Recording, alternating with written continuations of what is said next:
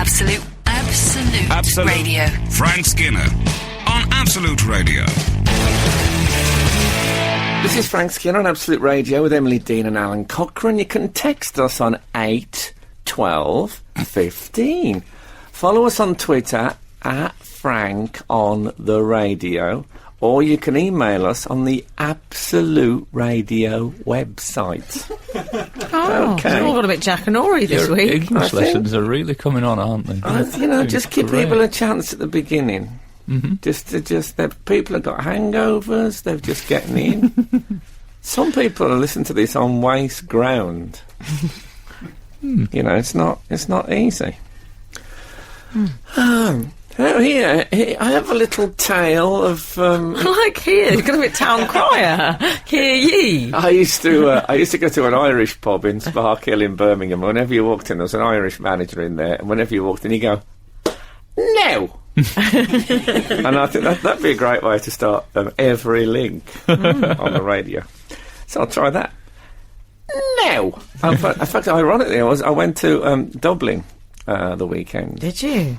I'm doing this Sky Arts Portrait Artist of the Year. Oh, yeah. You and Joan Bakewell. I know I go on about it, but it's a very interesting I wasn't project. saying that. Well, do we ever? Come on. How am I to interpret that? Other than some sort of slur. It's his comedy catchphrase. What I discovered was that everyone was going on Aer Lingus. Oh, yeah. Which is the Irish airline. Mm-hmm. And but my manager, being my manager, had discovered that there was no business class on there, no club. He wouldn't have that. So I was on a plane, not on my own plane, but I was on BA. Everyone else was on Aer Lingus. Mm-hmm. That's awkward. And I thought, well, I'll. It's a bit ambassador's child in the limo on his own. I know it was, but I left it at that. So we had a great day. And then when we were coming back, we went to our respective. We separated at the airport. I went to my you didn't have what I call a class funnel. And so we were both due to take off at 9 o'clock, and my plane was an hour and 45 minutes late. And I couldn't help noticing it was Bastille Day. So I did feel like Marie Antoinette in the coach being scorned by the French mob as she went down the street. a woman who'd once experienced such grandeur in her life and now brought down to this with a shaven head. In fact, not even a head, eventually. A shaven head and then sop. They really shaved it. I mean, when they shave it down to the shoulder, that shaving. So I felt a certain social justice in it. Sorry, it was an accident. That was her last words. Did you know that? Who, Marie Antoinette? That was her last words, because as she stepped up to the block, she stood on the what do they call the chopper man? Oh, the executioner. Is that what they call him? Or the axeman? Yeah, the executioner. She stood on the executioner's foot and said, "Oh, sorry, that was an accident." They were her last that words. was her last word. Excellent. Are you sure? Well, when she says sorry, it was an accident. Yeah. Are you sure it was a reference to stepping on his toes? That's all I'm saying. Oh, did you think she meant that? Well, that's a time in your life when you feel quite nervous. That's all I'm saying. Oh, I thought you meant a reference to the oppression of the French people. Oh, yeah, sorry about that. It's an accident. Like at school, when you say, "I don't know what I was doing." What are you talking about? You didn't know what you were doing. You just threw that at that girl. Yeah, I don't know. Oh, I didn't know what I was doing, holding your head and looking a bit wheezy, ridiculous. Now, there's a dilemma I want to run past you both. I was at Heathrow. I know I'm starting to sound like some sort of globe-trotter. But basically, I flew to Dublin. No, you're not. You got on the BA flight to Dublin. Okay. It's surprising me that you're spinning that basketball on your finger as well. That's a different story. Yeah, I'm asking for my number as well. That's become a nervous habit. I don't know why I do that. There'll be. I didn't go on a plane until I was 33, so there'll be people listening to this in awe the idea. No, they won't, Frank. Most people get on flights now. I know, but they'll be think Skinner went on Metal Bird that flew in Scone.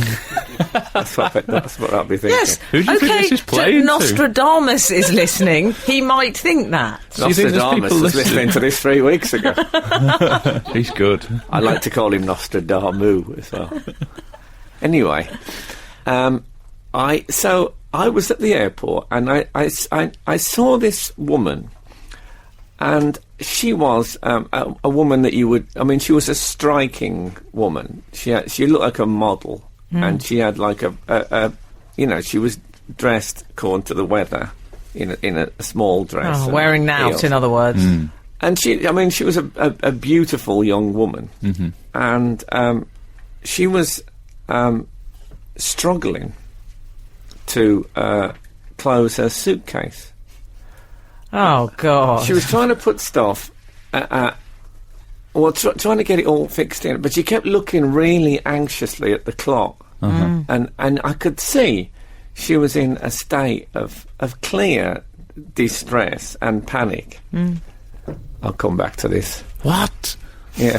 So there's 2 policemen at the door. Absolute Radio. Frank Skinner on Absolute Radio. So you were watching this woman stuffing the full pants into her overfull suitcase. I think you'll find they're called whole pants. The full whole pants. She was really struggling over, so she was. This is my thing. She was so good looking and sort of obviously sort of like sexy bird looking, but I mean not in a. Sexy bird looking. What? Robin Asquith, Confessions of a Comedian. No, but you know what I mean? Everyone would have said, women and everything would have identified with that, I think. But she was like, classy. She looked like a stylish Milan catwalk model. And I thought, I can't go and help this woman. Even though she looks like she's in a panic and she can't get the thing. All it needs is someone else to hold the lid down. But how can you go and help a woman like this without it looking like you're going, all right, darling. And I think everyone in Heathrow would have stopped when I approached her and gone, oh yeah, in perfect harmony. Also, if she's refilling her case, I don't like the sound of you would have been sat there on the floor, surrounded by Lacey Smalls. You'd have been handling a Smalls, that wouldn't have been. I don't know if body creams. Lacey Smalls, the hip hop bloke. That was the less aggressive brother of Biggie Smalls. Yeah. But she was in a panic. And if it had been a bloke, or dare I say, a woman who was less sort of so obviously like model-like, a bit more Subaru. I would have gone over and helped instantly because it was just you just would. But it does. I know what you mean, Frank. It does feel a little bit like the beginning to a rom-com. Well, I think what's seedier than that, it just looked like, he's only helping her because. So I left her to it. Miss you playing, serves you right for being so good looking. But did I was that morally wrong, or should I have risked my... No, because I think, to be fair, hot people, life goes their way on the whole. Yeah, True. Generally speaking. Yeah. They would probably held the plane up for her. Oh, of course they would have. Yeah, hot people. Well, we're all hot people at the moment, let's face it. Thanks very much. I think I'm looking good myself. Yeah, cheers. Now, But I was talking about under temperature. did you have your little preview this week? How dare you? Well, when she leaned right over to shut the suitcase. No, I didn't. We did... It's your new show, isn't it? It's a traumatic experience, I must say. No, but I don't think you'll even say it, but I'm going to say it's called I Love My Country. It's your new show. It is. And I want to know about it. You know, I'm wary about talking about my television work, even though I've been talking about the Sky Portrait show. But you're doing a Sky Portrait show? Yeah. Do we ever? Did I not tell you about that? Sounds good. Now, I'm doing... well, let's put it this way. On Monday morning, I went to Tower Bridge. Oh, sorry, it was an accident. Yeah. And the driver said to me, I don't know where... It's like I don't know where it is. Which was Tower Bridge? Yeah. Yeah. I know it's quite a well... I mean, I've got a pencil case with it on. But that didn't really help. It isn't part of a structured map on the lid. Anyway, I think it meant that he didn't know where when you go to Tower Bridge, what do you do? But it turns out there's a room in Tower Bridge where they have do's. Oh, yeah. I've never been to it before, so we were actually in the bridge. I've performed in that room. Shut up! Yeah. Really? Did he ever? How'd it go? Not great. Oh, okay. It's a tough room. This is that moment when the bridge opened and the audience were on the other side. That might have helped. Now, so this was the context. I think I've mentioned this before, but I recorded a show back in December, and it's one of these big Saturday night shiny floor shows, shiny floor entertainment for all the family. Mm. You know, very me. Yeah.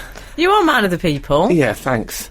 So we did the press launch for it. So picture me sitting in a room in Tower Bridge, 9:30 on a Monday morning with 20-odd journalists watching a Saturday night family entertainment show that I'm in. Oh. It was traumatic. Mm-hmm. And I mean, I loved it. But when I say I loved it, I think what I've come to the conclusion is I quite like me and stuff. And I wasn't completely convinced that everyone was with me in that respect. But I tell you, we'll maybe talk about it a little more. But it's one of those shows, you know, like Splash. Mm. If people don't like it, people who haven't even seen it won't like it. Shut up. Frank Skinner. On Absolute Radio. Absolute Radio.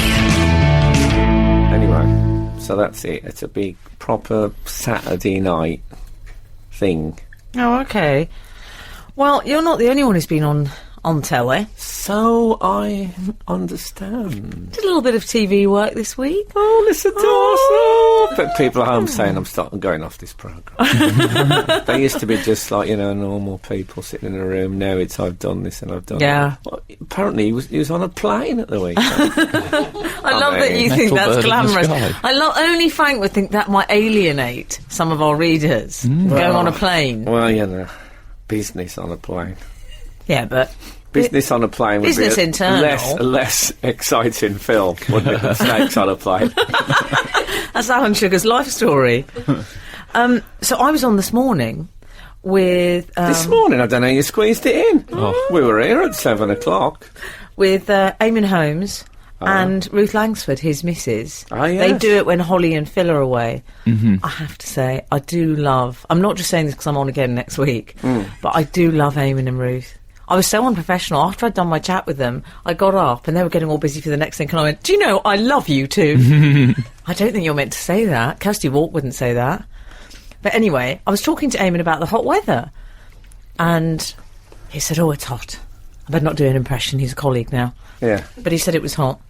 Well, did he go? No! No! What about the hot weather? No, he didn't. He's not like that. He's got a very soft bird. No, I have. Can I ask a question though? Yeah. Because is he on this morning in the studio in the full suit and tie? Because that. Yes. Oh, that's a lot of layers for this sort of weather. So he's the sort of person to ask about. I believe that this morning listeners requested that he see their listeners, not viewers. You see what I'm doing there? Uh-huh. Because they like him to wear a suit and tie, I believe. Well, I've just done 2-week run at the Soho Theatre stand-up in a tiny room that holds 90 people that was like a furnace.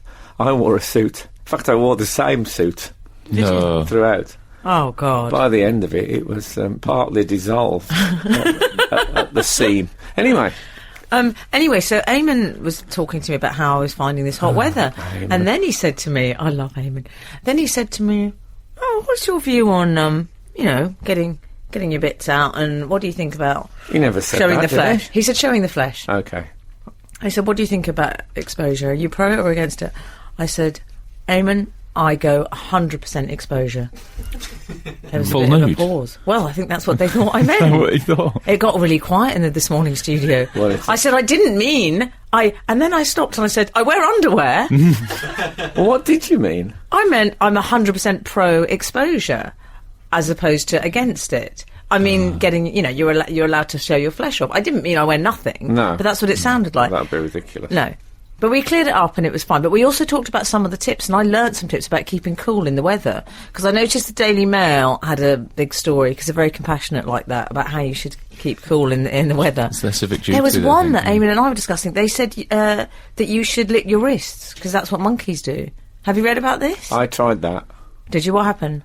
I'm amazed how soapy my wrists are. I think I must wash my hands and then only rinse to the heel of the hand, as it were, and then leave the soap. They were really soapy. I've got soapy wrists. Have you tried it? It cools you down. Try it now. Go on. I was in prison with a black collar. Oh, what's he doing, Frank? That's disgusting. I gave one a good lick. Oh, Frank, there's sound effects. You said lick your wrist. Well, I thought I'd better do it near the mic. I didn't think he was going to attack it like it was a lamb shank. Yeah, it's done nothing for... Oh, actually, no, it's having a little impact. What does it taste of, your wrist? Alun. Just tastes of Alun. Alun? Yeah, Alun. Oh, weird. It just tastes of wrist. Anyway, if you're out and really hot, lick your wrists. That's what we're saying. And it works great. But remember, if you're on a plane and you're hot, lick your wrist first before you lick your children's wrists. Like with the oxygen thing. It's freezing in here. This is Frank Skinner, Absolute Radio. We're talking about keeping cool on Absolute Radio this morning. Oh, I went a bit this morning there, sorry. No, I thought that was good. Did you like it? Because it's sort of, it professionally introduced the topic without it being too intrusive. Well, we tried to lick our wrists, and Alan made what I'll describe as quite a hideous sound effect whilst doing it. Yeah. Has it worked for you? Yeah, I'm freezing over here now. I imagine if I licked your wrists, that they would have the bitter taste of perfume. Is that correct? Well, you'd be correct. And this morning, they'd have the taste of David Furnish. There's a bespoke fragrance. Oh. God, my wrists haven't tasted of David Furnish for many a year. There's a Joe Malone fragrance created Who's for he? his... She's a perfumier. You remember? Macaulay Culkin was in it. Oh, I can't get far So enough down the food chain to communicate with you both. Is the advice to not put aftershave or perfume on the wrists and then lick away? Is that absolutely. That's the general But I remember when I tip?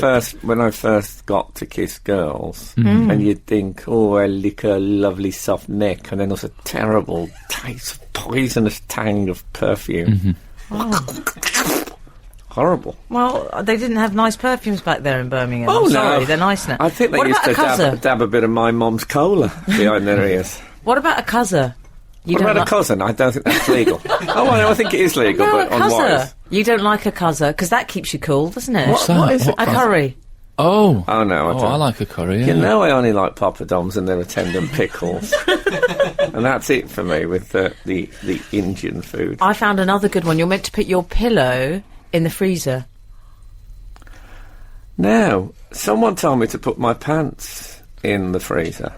Oh. But there are... First of all, I don't think I'd be able to eat any of that food that was in there after. I don't want to eat food that's been in a closed compartment with my pants. And also, the trouble is with the Kelvin Classics, I don't know how they are at low temperatures. Yeah. They could... They don't stress test them in the Kelvin factory, do they? No, I don't think so. I imagine that they're made in very hot temperatures by small children. We should ask some of the 3 pence a Inuit week. population whether they're fans. Mm-hmm. Then we discover. Yes. Why has it gone quiet? I don't know. I've just got a pencil and paper working that one out. Oh, I like a cucumber.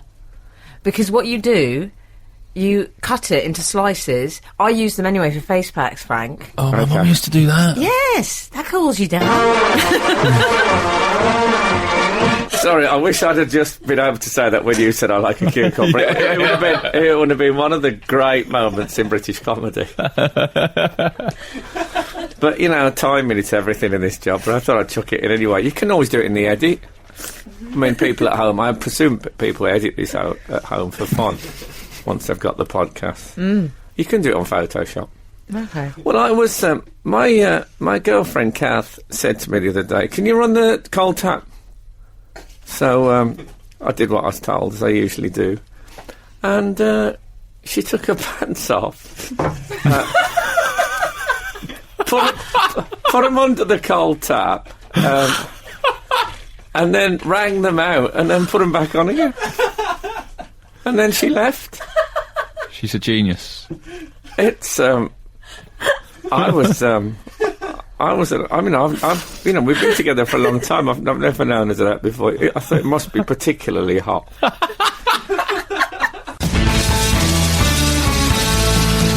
This is Frank Skinner, Absolute Radio. Frozen peas down the pants. Sorted, How are you spelling that? says Colin. Frozen peas down the pants sounds a bit extreme. And Oh, also, says the man whose girlfriend wets her pants. the bit I don't like about the frozen Hold on. peas down the pants. So is she didn't that- wet her pants. She elected to Yeah. run them under the cold tap. And she says she's wearing a skirt. She just put them back on and went out and got into a cab, went to a show. The bit I don't like about the idea of frozen peas down the pants is that frozen peas wrapped in a tea towel are a very good press for like a sprained ankle or a sporting injury. Yeah. So if you put frozen peas down your pants, to me it just looks from a distance like you've got a groinal injury. And Yeah, but see, you don't want that- you don't want to give immediately that I'm impression thinking, out. suddenly, according to your logic, I've got a tea towel down my pants. I know I'm going to be drinking a cup of tea 2 days later and thinking, hold on a minute. Mm. You know, you just don't want to mix things like that Keep in your all these life. things separate. I liked in the Daily Mail, one of the tips was put your bandana in the freezer. Put your bandana. Yeah, Oh, fantastic. you should. This wasn't in Kerrang. The Daily Mail readership is entirely people that used to subscribe to Kerrang. That's Yeah. who their target market is. Didn't you know that? No? Well, I plucked my ears this week. Pardon? I plucked my ears. Oh, good. I've noticed that what I've started to do, because as you get old, your ears get a bit hairier. I don't think it's the first time this has been pointed out by a comedian. And so what I do, I just extend my shaving territory. So when I shave, I just keep going and do the ears. But then I realised that there's quite a lot of internal... and I thought this might make me a bit cooler in the hot weather if I get rid of this. So what did you do? So I got some tweezers and just... I couldn't see what I was doing, but I just went down deep and come out with... Not so deep. For children listening at home with hairy ears. Actually, probably be in Mexico. But anyway... You know the Mexican wolf boys? All right. Yeah. If they're listening, I doubt if they can even hear me through their hairy ears. No, once they start plucking, it's a lifetime's work. But anyway, How did you get on? So you plucked, not snipped? I plucked quite a lot. Well, you have to do this all the time, to be fair. But do you know, this is absolutely true. I then walked home, having done it. And where were you doing it? In the street? No, I was in my office. At the I Love My Country press conference? Yeah, I thought that would be all right. And I wanted to hear their comments distinctly. And then as I walked home, I'm not making this up for comedy effect. As I walked home, I couldn't keep in my earphones from my... I listen to audiobooks all the So you time. changed your... So I realised my earphones were getting a good deal of purchase from my No ear purchase hair. now. Right. And now they're just interesting. slipping in and out. like So I'm going to have to let vine wrapped around a hedge or something. Yeah, exactly. That's what your earphones are like. You know, you used to large adult magazines in Privet. That's how the earphones fit into my ears. What a lovely metaphor. Thank you so much. My basic method for keeping a bit cooler in the hot weather is I didn't wear a tie. Oh, I still wore a That's suit, good. but I didn't wear a Lindsay tie. suggests an umbrella hat doubles up as a shading device in the heat, but you would know that. Well, I It gets actually- sweaty under the elastic brim, mind. Do you know I received an umbrella hat in the mail this morning? how impressive. Did you? I'll You should be wearing it. I'll identify the sender at some stage. But yeah, it's a very kind gift of an umbrella hat. That sounds good. It's very much my colour, sort of green and red, goes with my teeth. Loitering around supermarket freezers. Oh, Does that work, really? that is a good call, actually. I've popped into shops That's that I don't need to go that's in. Red who suggests that. Yeah, I've bombed into shops that I don't need to go in just for a bit of aircon when wandering about Well, it's town. a bit cheaper than putting it on at home, isn't it? What about if we're going to learn wrist licking from the monkeys? Mm-hmm. What about panting? That's what dogs do. Oh, yeah. Were you panting when you were looking at that attractive girl? No, I was stuffing a not suitcase? panting. I was definitely not panting. I was thinking, I'd like to help this fellow human being, but they're too attractive. It's a weird thing. No, I like when dogs have the secondary panting as well as the... So they'll go... and then the tongue goes slightly back and they go...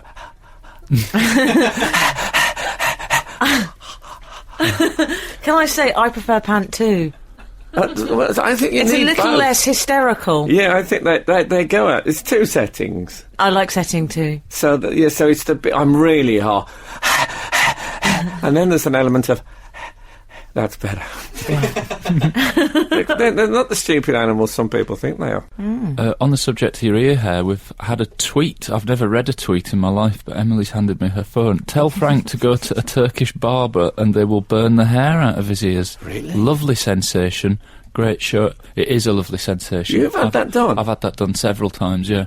I mean, my ear hair But was it is requested? Wasn't it unwieldy. some Daniel Craig torture? No, it's when you know when you go for a sort of a hot towel shave, like the full works. Like, come on, man, shave me. That you know that. No. You never had a hot towel shave. I remember when I was in the Raj, it used to be a regular thing. A boy used to come and shave me at be about 3 o'clock in the afternoon. Nice. But that's a long time. He certainly never touched my ear hair. Well, go for a hot towel shave in a Turkish barber, and it's like a sort of almost like a big candle thing. So it's got a flame on it. And What worries me is I get quite a great. lot of earwax, and if that ignites, like the whole head coming off. oh, that could be it could Like be a real TNT. problem. It will go up like Tinder. Yeah, I mean the whole face could melt. I could end up looking like Sarah Brighton. Frank, we've had an email in, Re the Cockerel. Oh, yeah. 761, Morning Dream Team. I want to congratulate the Cockerel for being funny under bizarre circumstances at the Levity Festival yesterday. Patrick the Balding Salesman from Peterborough. Hello, Patrick. He was fun. I liked him. What were the bizarre circumstances?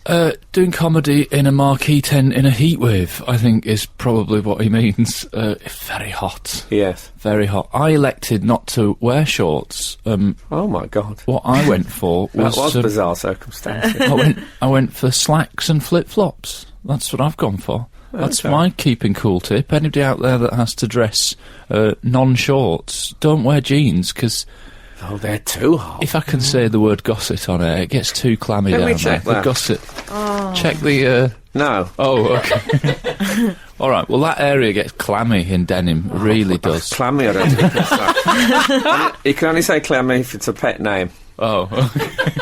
If you've got a hamster called Clammy, that's fine. In that case, I've got no further keeping cool advice, except for the fact that on his first week, I believe Bob did a thing that I thought only I did, where he got a cold can of fizzy pop and pressed it onto his forehead to keep cool. Oh, I loved it when he did that. I thought that was just me. I really thought that was just me.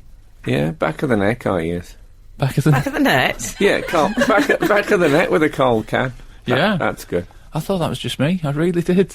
But now it turns out everyone does that. When I was doing the Charles Atlas course... Oh, yeah. Your early bodybuilding career. Yeah, my early body... Oh, No, John, you know I what? find it so heartbreaking. I actually can't bear to live. You had them sent to him in the post. I know, You it was- saved up for it them, was didn't terrible. you? I Love it. I was 14 or I something. love it.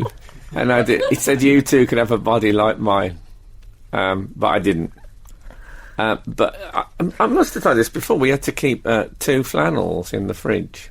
And you had to get up in the morning and slap one on your gentleman's excuse me and the other one on the small of your back. Oh, really? First thing every morning. Really? Yeah. I can still remember that.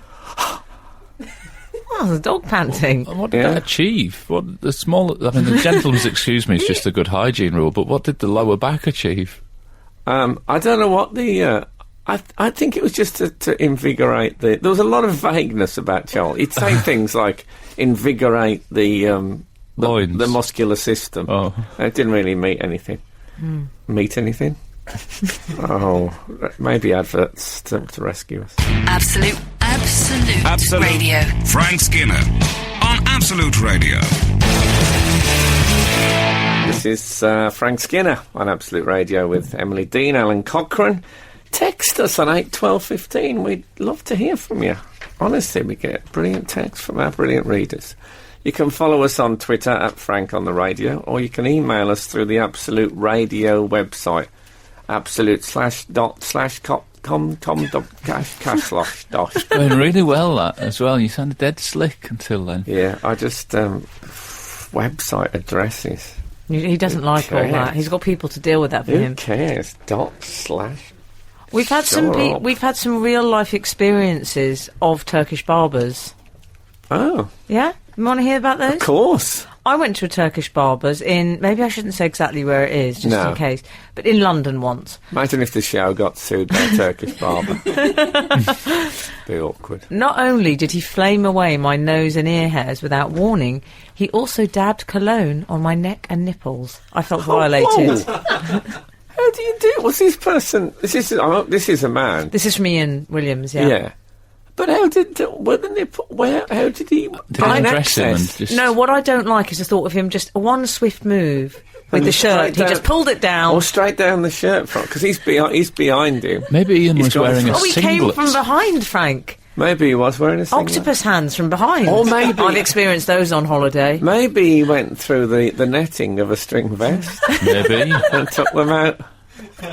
It's hard to say. This may not be the time to mention that you've had an invitation now. Hi, gang. I would like to offer Frank a visit to my wife's salon, as she offers both ear and nose hair removal using hot wax. It's quick and simple, like me, my wife states. It is popular, as is intimate waxing. No, leave it there. That's from Mark. Okay. Well... He says he's had all the treatments and survived. Yeah, well, he gets them free, that's why. Give it a thought, couldn't you? Give it a thought. It'd be... I wonder if you could strip of wax that went from one ear, went into each nostril and then went around into the other ear like a big moustache, and then rip it off and do the whole thing in one go. Well, from the sounds of it, you could, with your earwax reservoir that you're... Yeah, I don't need that wax, I've got my own. Do your own. We also had an email in during the week that I think should be brought to your attention. My husband Andrew and I recently... I'm reading the email, by the way. I'm not just telling you about my husband Andrew and I. Okay. This is from Sarah Ferguson. It took a long time to get through. My husband Andrew and I recently discussed who he may have married if he were gay. That sounds good for the marriage, doesn't it? It's healthy. Well, I think you get to a point in marriage where you've used every conversation there is, and then you start having to talk about stuff like that. But it's a good conversation. She continues, after many, many rejections of my suggestions, he explained that Frank Skinner's gentleness and excellent humour would make him the only option considered. My husband adores football. Oh. He adores football, show tunes and reading. He's a good match-up for you. You two. You love a show tune, don't stuff. you? If we were on computer dating, I mean, that'd be the boxes team, right match-up. Yeah. Andrew. He is rather... He is rather intolerant of poor manners and doesn't like the words knickers or nipples to be used due to social standards being kept. Might not be enjoying this episode. No, sorry about that, Andy. I'd have knickers over panties. Would you? Not this weather, obviously. You'd have a hot gusset. Don't mention dance troupe. That word. We both listen from here in Adelaide, and 6 months after emigrating, it makes us feel closer to home, but without the rain. Thank you. That is all, Jessica. Fab. That's nice. lovely. What a lovely revelation. Nice. Yeah. I think. Go on, Al. Sorry. I was just thinking. I think you might be quite hard to live with if you were the husband in this. Well, we'd both be the husband. Exactly, but would you both be the tidy? Would you both be the tidy sort of? Oh God, I wonder what he's going to say. You've left that coaster with the stain on it or whatever. Would you? You'd need one person to be a bit of a slob and one person to be the slightly tidy, wouldn't you? Well, I don't think so. I think you're maybe basing this on your own marriage. I'm basing it on think me and Andrew could find a happy medium. I don't mean Russell Grant. I think he could, unless we lived in some sort of menage a trois. Russell Grant, can I remind you, when he did my star chart in the 90s. What did he say? He said my career would last 7 years and I'd never hold down a long-term relationship. With him. No, he didn't say with... No, that's what he told me. Is that what he said? Quite a big thing to be told, though, isn't it? I was taken. I like the Andrew thing though. I'm going to think now about who I will marry if I marry. So I don't know. I've been corresponding with feared prisoner Charles Bronson for many years, but it's the proposal. Oh, what a way never to came. find out! Thank you. Absolute Radio. Frank Skinner on Absolute Radio. Frallon, I know Pardon? that's a portmanteau word for both of you. Word merging. Fallon. Oh, No, Frallon. Was there a Fallon in In one of Dynasty? Yeah, there was, wasn't there? Yeah, Oh, okay. I base my style on her. I know we don't read out praise, but there's certainly no danger of that with this. I'm not even going to say the numbers because I'm worried it might not end well. You all talk too much. Play some music and stop trying to out-cool each other. Wise words. Next. I think we were trying to give out cool tips to each other, not be That's cool. what. See, he's been listening to my Charles Atlas anecdote and thinking, Yeah. oh, he's just trying to be some sort of James Dean figure. Yeah, this guy that thinks it's trendy to keep No, saying I the word think- gusset on radio. He Oh, thinks this he's man- one of the hold on, cool dudes. This man has joined in, and I like that. I like a bit of people who interact. That's what yeah, Andrew you're said. Right, though, it's Andrew not, told me it's- that. It's not a programme for people who don't like to hear human beings talking to each other, so We've also had a text in I'm sorry. from 567. Frank, do you have Ian with you today, sitting in a dark corner making notes on your DJing? Who's Ian? Is he a friend of Andrew's? Oh, Andrew brought him home one night. Ian, yes, I did a gig this week, and Is this previewing your new stand-up comedy show? yeah, it was a work in progress gig, and there was a man who had a large A4 pad, and he was writing down basically everything I said, and he was in the front row, and he had dyed very, very blonde hair, so he was not. It's not that I wouldn't notice him. Right. Was And he a I- reviewer? Was a critic? No, well, my Was first it David Van Day? obviously, I think it's critics. well, I wondered it. I hoped it could be David Van Dyke. It turned out it was Therese Bazaar. No, it wasn't. I said, why are you writing that stuff down? You're a reviewer. And he said, no. I said, well, are you a comedian? And he said, no. And I said, well, I suspect you are a comedian who's just come here for a new act, and you're writing it all down. And he said, no, I just like to sort of just keep a record of the sort of arcs and that the comedians go on. Arcs. No. So, anyway, so we had this conversation, and then he continued to do it after we'd had the conversation. And in the end, I went back, and it was putting me off a bit, and I Yeah. said, please stop. And he stopped. But then someone else told me there was another bloke in the same gig also writing everything down. So it's a worry, isn't it? But not in a critic way. No. I mean, I've had it happen at gigs I've done in the past where there've been, like, reviewers. Yeah, but I asked him outright if it was. It was just so blatant. It reminded me of when I took a sofa to the tip once, and some blokes were waiting at the tip, and they took the sofa. As me and my mate took it off the van, I thought they were helping us with it. They just took it and put it straight into their van. It didn't even touch pavement. Yeah, this material didn't get a chance to touch the floor. It had gone straight into Ian's act. So yeah. It was very off-putting, and I think, joke theft, I think, is worse than murder as a thing to do, yeah. I think I'd rather, yeah. So, Interesting. so, well, manslaughter, anyway, Yeah. at least manslaughter. So, it was very, I didn't know quite how to, unless, I suppose I should have taken the book and read it, but that would have seemed very forcible behaviour. But, I don't know. What I'd love to. If anyone's got any other theories as to what he could have possibly been writing down, I'd love to hear from it. And if Ian's listening, well, he's probably writing this down as we speak for his own radio show. Maybe it was a bucket list he was writing. Yes. Well, he better hurry up. Frank Skinner. on Absolute Radio. Absolute Radio. Actually, on the subject of the attractive lady that you saw in the keep airport, In the terminal. I'm not going to keep on about it, but something that we haven't spotted has been brought to our attention by Suzanne from Hertford. Frank, now you've pointed out that you couldn't help the attractive lady, anyone else that you ever do help with anything will know that you think that they aren't attractive. That's a really good point. That's true. It's a really good point. I think they'll know that then I'll... Well,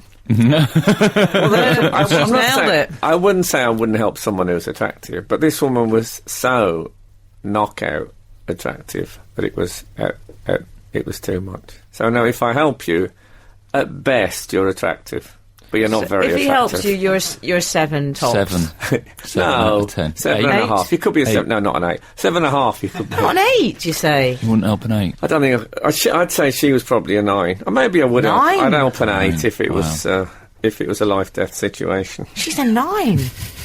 I think she probably was. Yeah. As you say, she can get her own help. Yeah. We have an email that I'd like to read out. Do it. I'm a podcast listener in Seattle, Washington. Wow. Which is coincidentally in the same region as the Chinook tribe, which you've been talking about quite a lot recently in context of the helicopters Buzz is afraid of. Yes, my son, although he always points at planes and helicopters and in an excited way, if a Chinook comes over, he cries. Mm-hmm. I'm not saying you're pronouncing it wrong, but I have to say I twitch every time I hear the word Chinook pronounced with a hard ch sound. I've only ever heard it pronounced sounding more like Chinook. Second syllable rhymes with book. Oh, so Chinook. Book? Yeah. It's always possible... Do you mean book? Yeah. Did I say book? You did. I yeah. didn't. You did. I was You like did say book. it's like Hilda Baker. Trust me. Oh, boys, you're rubbing off on me. I can't believe I said book. So Chinook... Can you believe that was a special Emily Goes Northern trailer? So I said book. So Chinook is what it should Karen, be. what am I? Yeah, Chinook. So it's always possible that the original pronunciation is with a hard ch sound, of course. But having... Sure. You're making a right picture of it. It is ch. Ch. Yeah, I said that. But having grown up in the region of... I can't even say it now. Chinook winds... Chinook, he's Chinook saying. salmon, Chinook. Chinook tribe, etc. I've never heard it said that way. Don't go changing for me. Do you mean changing? Don't go changing. I like all of you in your show just the way you are. Thanks. That's but from Andrea. But I like being corrected on pronunciation. If that's So how do we say it then? It should be Chinook. Chinook. Well, you know, I was mispronouncing the word correct for ages, and I was saying correct. And Yeah. apparently it's correct. It's not. Yeah, it's but quite what- subtle. Well, isn't I was it? going around saying book, and apparently it's hook. But what about when you said Descartes? I know. I still feel a bit mortified I still about it. wake up thinking about that sometimes in the Yeah. night. It was so Frank, awful. what about when I said... Oh, what was it? Wine Mariner. Yeah, but did I say wine mariner for the dog? And Frank went, oh. Well, there was a bloke called Joe Grice being interviewed on the telly. He was obviously a very important man. He was talking about the recession and whether we're in it and how close we are and all that. He works for the Office of National Statistics. Mm-hmm. And he was talking, it's a big press conference, and he said, I would say those figures have probably reached a plateau. No. And I thought, now, if you work for the Office of National Statistics... You must have to say plateau quite a lot, don't you? Those that numbers of... And he said plateau, and no one there said, ha ha, you said plateau, Joe. What? No one's ever That's corrected right, him. isn't it? Well, you know those moments when you say, I never said... What are you talking about? I didn't say plateau, and you've just said it. Like when Emily denied she'd said... Book. I Yeah. didn't know I'd said it. He said book. Yeah, but someone should have corrected Joe Grice every time he said Should have been in plateau. this studio. Corrected. If you've got anyone, if you know anyone who always mispronounces A something, word incorrectly. let us know. Like my girlfriend, as I've told you, says Muaisley. Does she? And I keep saying it isn't that, and she still says it. It's not up there with Descartes, but it's bad. This is Frank Skinner, Absolute Radio. we're going to remain in email corner, I believe. Hi, Frank, Emily and Alan. I was listening to a podcast of the show and was intrigued to hear that Frank's dad carried salt in his pocket just in case he was ever attacked. This reminded me of a very eccentric friend I once knew many years ago who had a 3-year-old egg, uncooked and still in its shell, that he kept handy in the house in case of a break-in. He called it the organic grenade and claimed it had the power to blind an elephant on impact. If you knocked on his door after 10 p.m, he would always answer with the egg ready in his hand. Blimey! I'm not sure what happened to him if he's still around. The egg would be in its late teens now. I'm just wondering if blinding potential attackers with dangerous food substances may be the new My Favourite Mug discussion. Probably not. Keep up the wonderful work, you lovely humans. That's nice, isn't it? You lovely humans.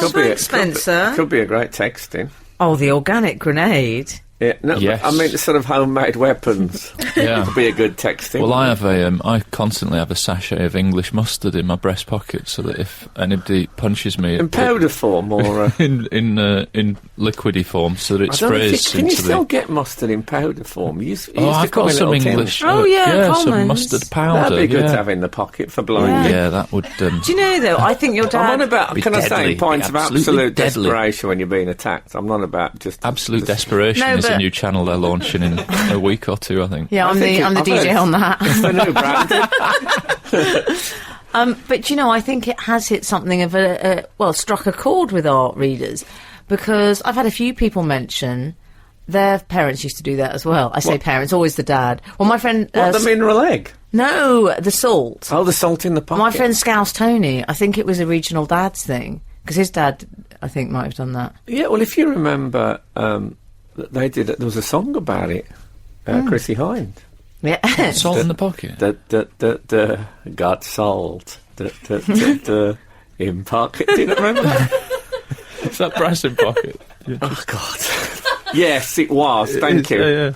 Thank you for deconstructing. My brother always says chimley instead of chimney. Oh, yeah, that was for everyone I knew used to say chimbley. But they're from Kidderminster. And my sister-in-law used to say chimdee, which is odd. Absolute Radio. Frank Skinner on Absolute Radio. I'm going to be honest, I thought we were a bit optimistic when we began a text in, do you use table condiments as possible defensive weapons? Not just table. I'm interested in any improvised weaponry.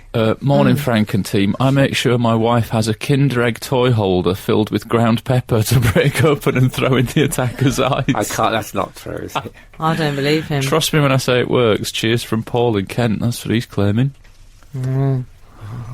Well, I've got...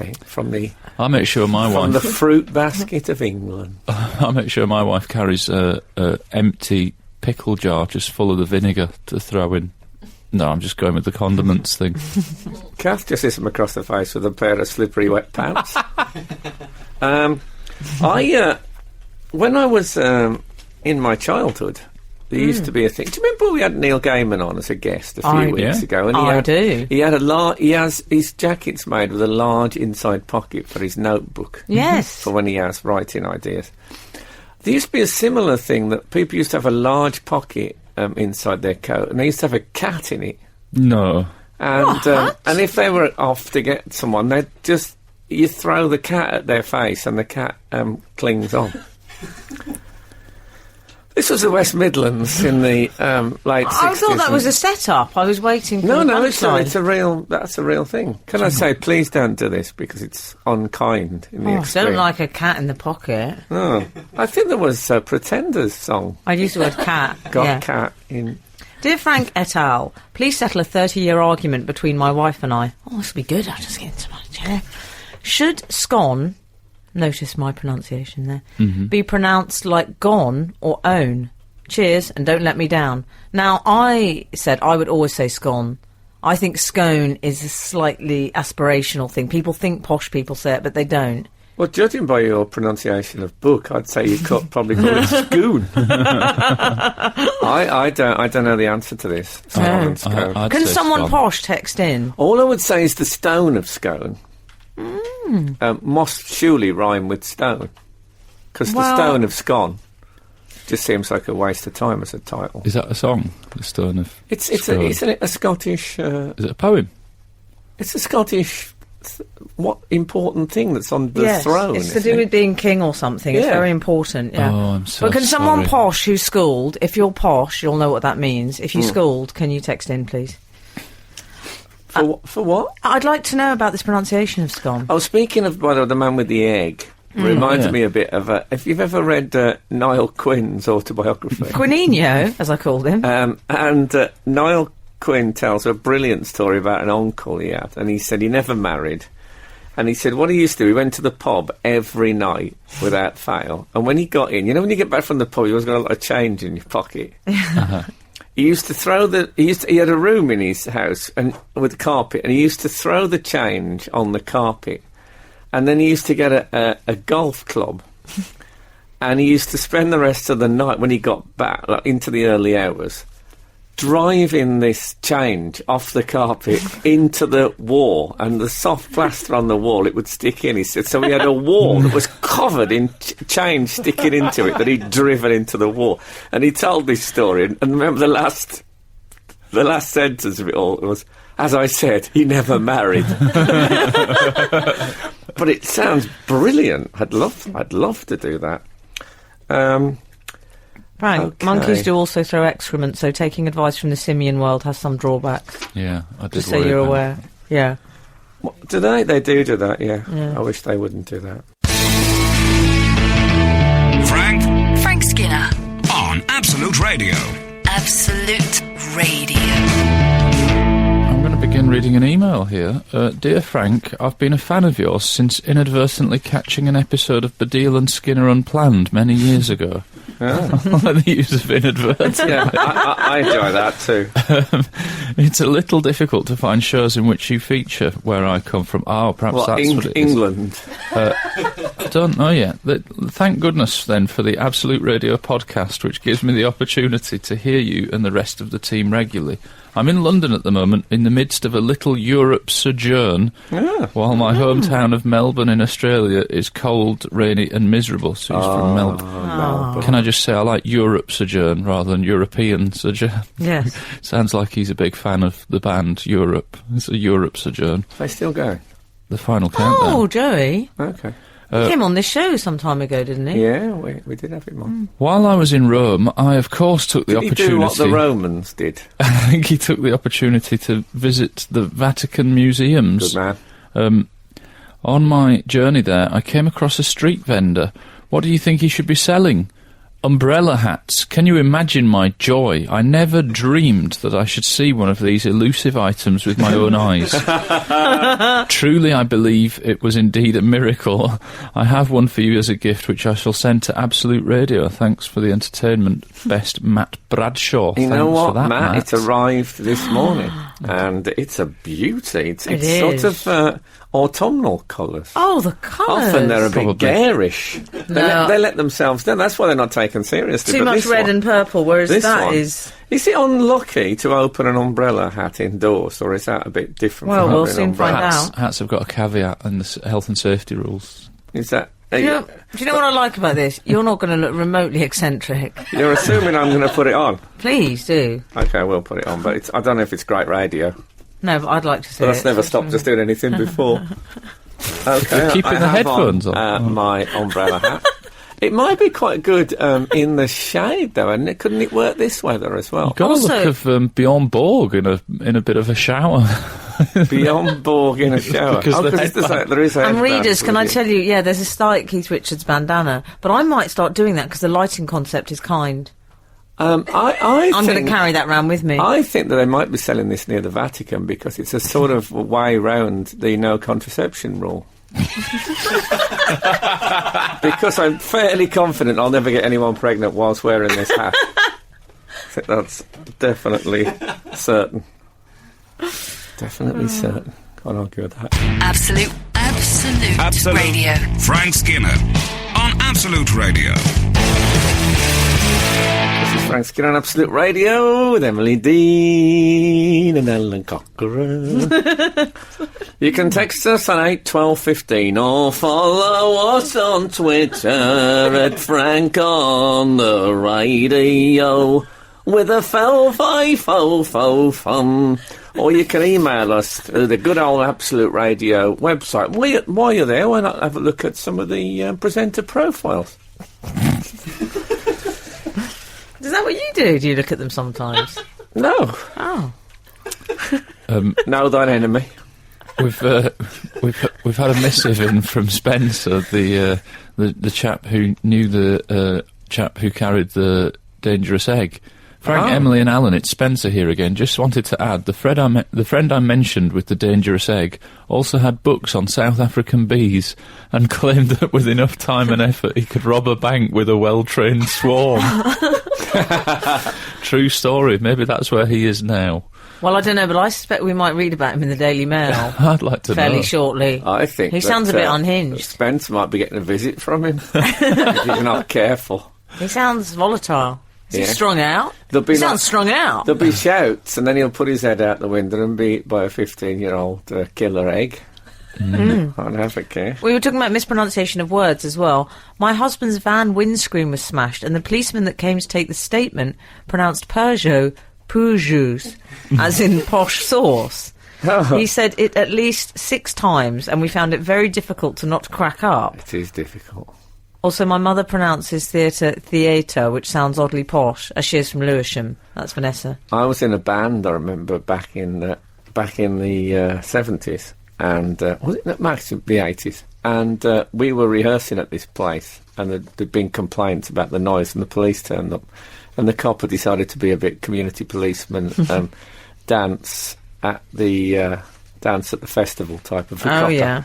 And he said, are you going to, are you doing any jigs at all? No. No, of course we couldn't say, what are you talking about, you idiot? Well, we'd have been in big trouble.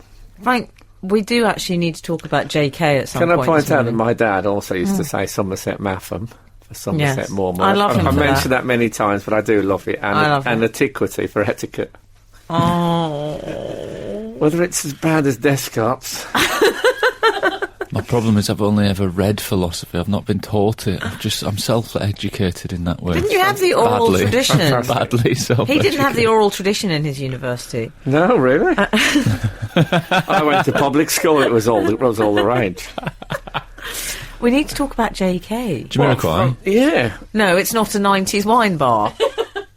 I Okay. shouldn't say that on Absolute Radio. He's No. probably liking me. He might be hosting. We should check. He won't get his hat through the door.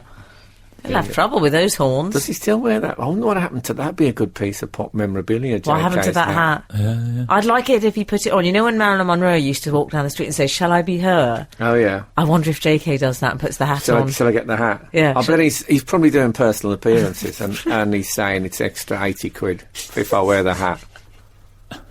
Will drive self. We'll do last minute, we'll drive self. And get the if we can get the sunroof open, I'll arrive in hat. Why didn't I think of the hat thing? The hat thing could have been my pension.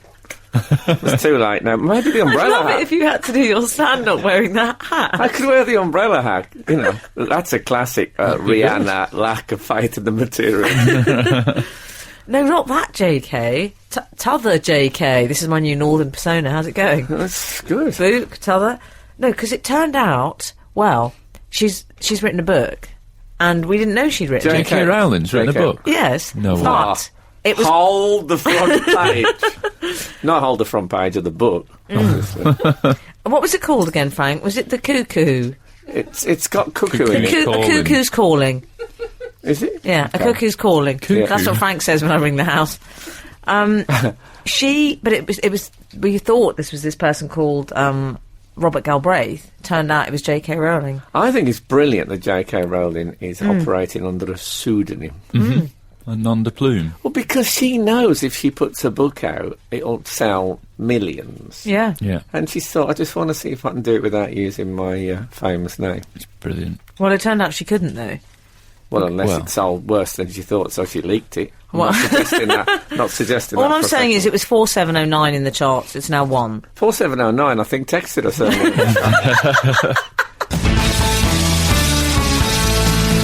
This is Frank Skinner, Absolute Radio. Back from the outside world. On the Peugeot pronunciation question, where does the R come from that most people squeeze in? Peugeot. I always ask if Peugeot has an R in it to anyone who says it incorrectly. I like people That's say, 745. I always... Like, if anyone ever says to me, people say, well, it's like anything, isn't it? I always say, well, is it like that? And then point to some inanimate object. I think that's a good way to train people. Yeah, you do. You've picked me up on that. Train people. That's some horrible camp. I don't like training me. How dare you? Okay. My health visitor kept saying you can't give babies Brazil nuts. It took me ages to work out Brazil nuts. She's right, though. You can't give babies Brazil. It's a good rule. It's a good rule.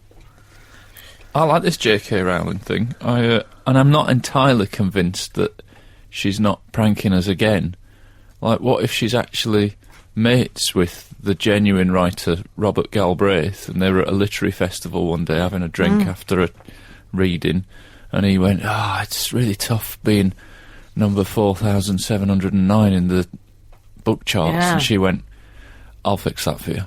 And then she's gone, That'd be good, like I wrote this. Yeah, if she's saying, just be me. The perfect crime. What do you be me? Like, she could just use her power to give all her mates who are writers a little leg up by saying, I wrote that. I wonder where she got that name from, though. You could do better than that. Robert Galbraith. Bobby G. She should have gone Bobby G. Annie Potter, she should have called herself. Should have called herself David Van Day. What about Debbie Hallows? Oh, lovely. You know what I mean? Give us a bit of a clue. They said one of the reasons that, people are coming out now saying, we were suspicious. We always thought... Always, yeah. But one publisher had said, we were suspicious because she described women's, or he, as they thought it was at the time, described women's clothes far too well and in too much detail.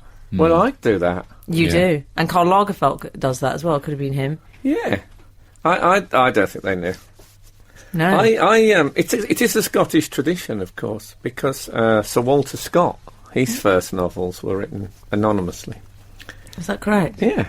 And then he, I think there was a big literary dinner, because he was known as a poet. There was a big literary dinner in Edinburgh, I think. And he says, and by the way, I wrote the Waverley novels. Wow. Good one. I bet that's what she had lined up. Did she get some award for something else? All right. Yeah, so my other quite novel. pan out. You want your big announcement, but when it leaked by your bank or whatever it was, happened in this thing. Is that what happened? I used to, when I stayed in hotels and when I was famous, I used to use a false name so that people didn't track me down. Mm-hmm. Did you? I used it for all sorts. If ever I needed a false name, you allowed to tell I'm not us going to what go it into is? too many details. Oh, yeah, it's Greg Ashford for many years. A terrible choice. Do you not like Greg Ashford? I was quite pleased I've with got a it. celebrity friend, and he chose Lord Greystoke, which I should be careful because he might still use that. Oh, yeah. But that's brilliant. That's romantic. That's Greg Ashford. Yeah, but that's stolen from Edgar Rice Burroughs. At least mine was... original material. I'll say it was. Exactly. That was probably... Ian, with the book, was probably at one of Edgar Rice Burroughs' gigs. And he wrote that down. Love to hear from Ian. I want a full explanation. You're keen, aren't you? I think it's about... This is probably an apposite moment for me to tell you that I wrote 50 Shades of Grey. Oh, you old EL. Yeah. Were you helped by your friends in the S&M community? Well, I think you have to draw from what you know. But the publisher said to me, if we put this out under your name, it'll just be like a sexist diatribe. If we pretend you're a middle-aged woman, it's going to sound like an interesting expose of the inner thoughts of females. And, looking back, he was spot on. Female unit, that's one of mine. Is it? And Heidi. Also, I did that one. This is Frank Skinner, Absolute Radio. I was thinking about the J.K. Rowling. It reminded me of when, all those things you used to do as kids. You used to have those books written by, like Mathematics by Adam Opp. Oh, yeah. Yeah. And My Red Bottom by Bob Oon. Oh, happy days. Pain Relief by Anne L. Giesick. Anyway, I was on the internet. Now, are you aware of Jane's Addiction, the band? I must very have thought much you were going so. to say you're aware of the internet then. Yeah, and the lead man is called Perry Farrell. All right. No. And for the first, we used to do the thing on the show about idiotic eureka moments when it takes you years to work out a gag or a pun or whatever. Perry Farrell, it turns out, is a pun Peripheral. on peripheral. Oh. And I must have said his name 10,000 times. Perry Farrell Vision. Yeah. What, is he in the... Do they have a vision mixer on stage or something? He's not the It's ambassador for Specsavers. It's no. a tricky pun, though, isn't it? Perry Farrell. Well, he's It's not- he's a tricky character, I imagine. He's Oh, is he? he's quite an outrageous frontman, Is he? aren't we all? You'd Love- have thought he'd be off to the side, wouldn't you? What does that mean? Peripheral. Oh. It's a bit worrying because he often wears tights on stage. So I wonder what the hell you were getting at. Our readers have been in touch. Good. John has texted us. Hi, chaps, just a quickie. Oh, no, John, no, John. Just a quickie. Oh, I think I know this boy. He's a nice friend of mine. Okay, Really? yeah. Just a quickie to talk about odd wordage. I remember watching an interview with film review star Barry Norman. He was saying how he liked nothing more to relax in the evening with a good film and a pizza. I really love pizza, he continued. Oh. It took a bit of time to work out that his dream evening involved film and pizza. Sorry, Bazza, that is just odd. Somebody should have told Barry. That's Hi, what John, I mean. by the Why way. don't people... But back then they might not have known that. Although I have to keep telling Kath about Mew Aisley, it makes no difference whatsoever. So perhaps people did tell Barry. I and he think a thought, yeah. researcher at the BBC might have said so, and they had other stuff to worry about. We had a text in from Ian as well. No, not really. Ah, okay. Oh. But it's Ian. I've been to comedy gigs and had a hilarious night, but the following day I can't recall why the comedian was so funny, as there was too much material to remember. Perhaps that's why Ian was taking notes, so he could tell his chums why you were so funny. Maybe. What do you think, AC? The AC, as you're known at Absolute. Am I? I'm not sure I am, but I now dread being. I think that he should just use the memory to... Yeah, that's what you should use. And just devote to the actual experience. Get in amongst it. I mean, it's rare that I say this sort of thing, but join in. Well, I think the way to do it is to say, I saw Frank Skinner as absolutely hilarious, and if you want to know what the jokes were, why don't you go and see him too? Buy a ticket, yeah. Anyway. How to Get Rich by Robin Banks, 904. Oh, yes. We're going to get loads of these now, Frank. Yeah, sorry, I've started. What is I've that? started a terrible thing. What? Forgive me. What is it? That's one of those comedy books. Oh, I just read it. I thought it was a song request. But there was a DJ called Robin There Banks. was, yeah. wasn't there? And there's Rob Da Bank as well. That's what I think I thought. Rob the Bank. I was thinking, yeah, You know, we'll play some Ibiza I have to classics. say I'm a bit disappointed today. Oh, why? Well, because I had some official ruling from Absolute Radio. Did you? What this was week, it?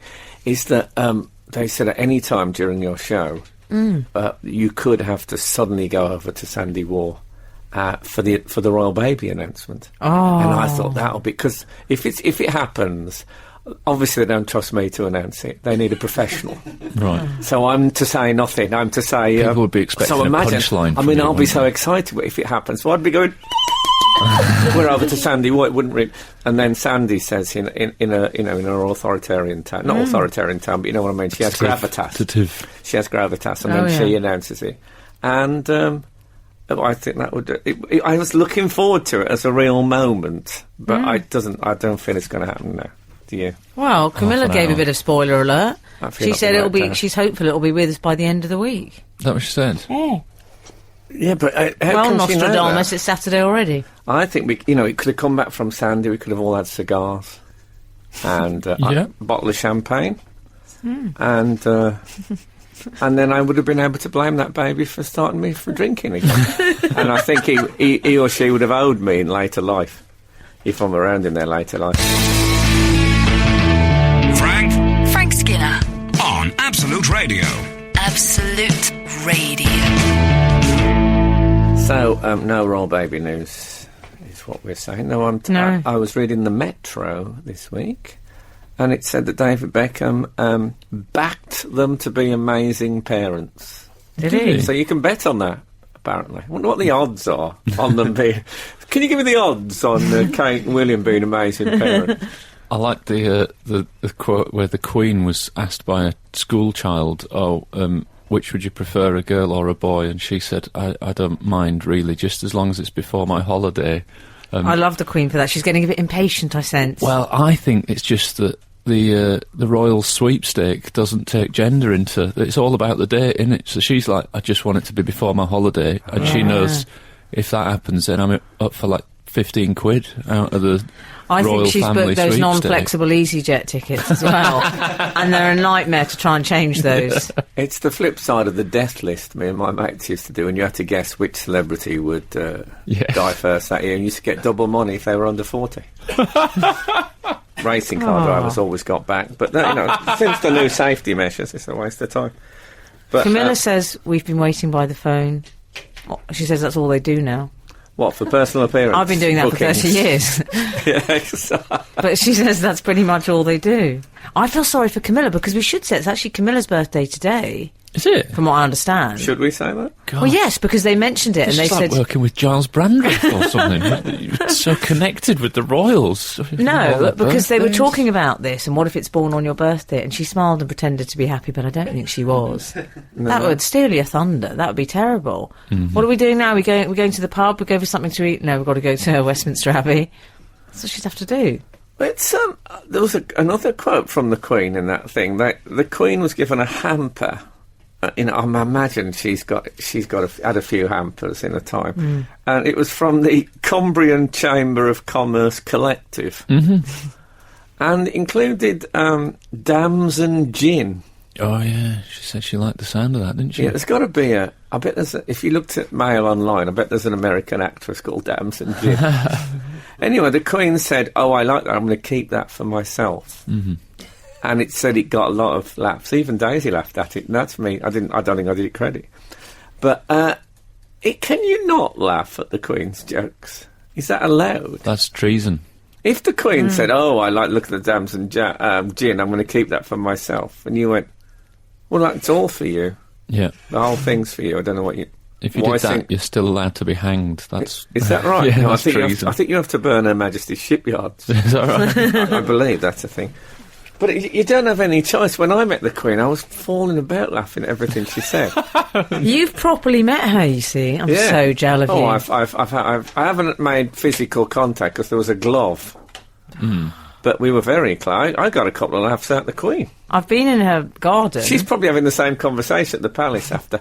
Can you not laugh at Frank Skinner's jokes, or is that you in big trouble if you do? She's busy writing down all your material. That's what I heard. I don't think she writes herself, does she? I think she has a court stenographer. Oh, okay. Comes to the gigs. That's a bit of a clatter. Absolute Radio. Frank Skinner on Absolute Radio. A long time ago, Frank, you did a bit of stand-up that I still recall quite often about the two words that make any story believable are in America. Yes. And I think we're returning to those pastures. There's a story... It's not the man hiding in the latrine. No. I'm pretty sure that's the best story ever. But you told us that off-air last week, and I don't think we should discuss it. It's not breakfast television. Radio. It's not any... Terrible moment when I called it breakfast television, some terrible flashback to my golden age. Aww. He's not even in school yet, loves cotton candy ice cream and would rather go fishing than debating, but 4-year-old Robert Bobby Tufts commands a great deal of respect in one US town. In fact, he's the mayor. He's the mayor of a town, and he's 4 years old. In Minnesota. In America. There you go. There you go. It's believable, isn't it? Do you know Robert Tufts? No, but thanks for the tip. Minnesota, that's where Neil Gaiman resides. Is that right? Mm. Really? So he's being bossed around by a 4-year-old? We don't know. Well, no, because it's a small... It says it's got a population of 22 to 28. Blimey, that's it also that's says... a small place. But That's weird. a house. He's that's mayor weird of a house. for those adults that are being bossed around by a 4-year-old. What's wrong some with of them? the major acts that he's done, it says he's made ice cream top of the food pyramid. I didn't know the mayor had the power to construct the food pyramid. What is the food pyramid? I don't know. How can he move it around? Boris never tells us about the food pyramid. Oh, what does is he? it? I'm not familiar with the phrase. The food Is it like pyramid. when they talk about those rice mountains and... I don't know. Maybe it's food he likes best. He Oh, wears a that's probably what fedora. it is. That doesn't bode well, does it? I have to say, the picture of him in the fedora... I don't like children in hats. It gives me the creeps. I think felt hats generally. I think anyone who has a signature fedora, that's up there with someone who smokes cigars or drives a convertible. He looks a bit like the scary dwarf that's in that series Carnival. Oh, yes. With the hat on. It's Or quite I was frightening. also in Twin Peaks. Yeah, I haven't seen that. Yeah. Do you know, I also worried you're like a gobber. his eyes looked a bit drunk with power. And I know that look because I had it when I was in Dare the Triffids. I can imagine. You know? I had it when I was 5 and I was the mayor of West Yorkshire. Did I not mention this to you all? No. It's weird echoing my life, this. Did you have a signature fedora? yeah, no. Pictures of me kissing fish. I had a signature Kiora, I remember, in Nice. in that period. And I found it was a bit too orangey for crows. But, you know, it's a... Ronnie Wood wouldn't touch it. Yeah, it's. I don't know really how this happened, but it seems it feels like it's all done from love and kindness. They all think he's a bit of a character.